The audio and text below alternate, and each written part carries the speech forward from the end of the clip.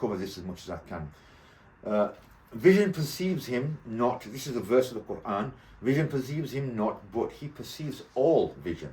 And he sees, and he is the subtle, the aware. The evidence lies in creation itself. I mean, if we look around us, we can say, subhanallah, look at the amazing universe. Look at the way the universe regulates itself. Is it by chance? You know, I've got so many analogies here that I can use that I just don't have the time for. I mean, I'm going to use a very simple one in my own personal, professional kind of capacity, that in the work that I do, you know, we work alongside, we deliver a lot of infrastructure changes in transportation. So when we're talking about designing roads, we're talking about trying to make roads more efficient, so pedestrians, cyclists, motorists, bus users, etc., can use that. Now, as a project manager, you have many different technical people that you'll use, professionals and experts of their own fields, that will come together and they will design a plan and put together a plan that will enable those communities to benefit from the changes that we introduce. And this requires planning, designing, a lot of detailed discussions. The amount of time it takes, you know, maybe a year, 2 years to plan things, to get every intricate detail accurate. And when you're designing these schemes, there's a lot of behind the scenes things going on. And it makes you realize that how many human minds it takes to put this together. But yet these same human minds cannot recognize that when they look at the universe, the complexity of it, the enormity of it, that they seem to think and draw a conclusion that there's no creator. How can there be a creator behind all this? Surely, you know, if it was the case, then all of these schemes would manifest themselves. They would come through something other than our planning, our designing, our, calculating, our coordinating, our managing.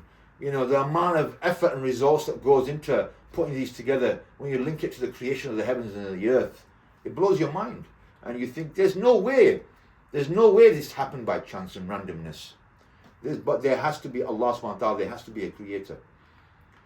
Just as smoke proves fire, the universe proves it's a creator. Sorry, let me read that again. Just as smoke proves fire exists, the universe proves its creator.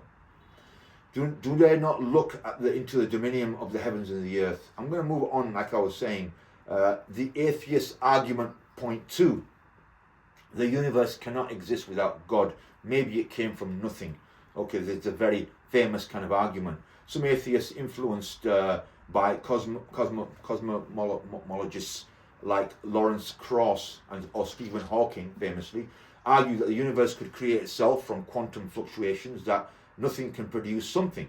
It goes back to my whole conversation that I was having around the infrastructure of towns and cities, how they don't randomly happen. So nothing in physics isn't true of nothing. So nothing in physics isn't true, nothing.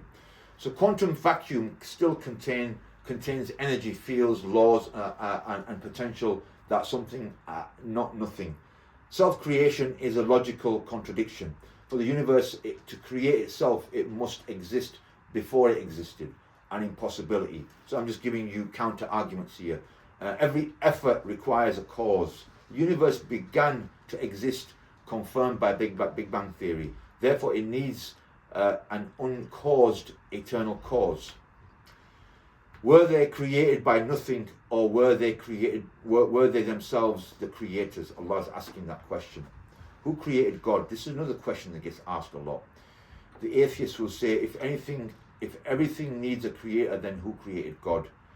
Again, brothers and sisters, I'm going to have to apologize. I am running out of time. I may pick this up at a further show. I think maybe I will do this in a show again, because I've not got the time. I've got brothers waiting here to come on at 4 o'clock. So my apologies that I weren't able to. But I would recommend, for those brothers and sisters listening, that if you can look into the arguments, because it's important that you look into the arguments the atheists pose, for us to be able to present the alternative arguments. And it's a detailed conversation, a detailed read, which I wasn't able to do justice to today, and my apologies for that. I will maybe do this in a future show, inshallah ta'ala. But anyway, closing the show today, I hope that this show was of some benefit for you, and I ask you that if anything that I have said that is good and you have benefited from, then that is from Allah, and anything that I have said wrong is from me, and please accept my apologies.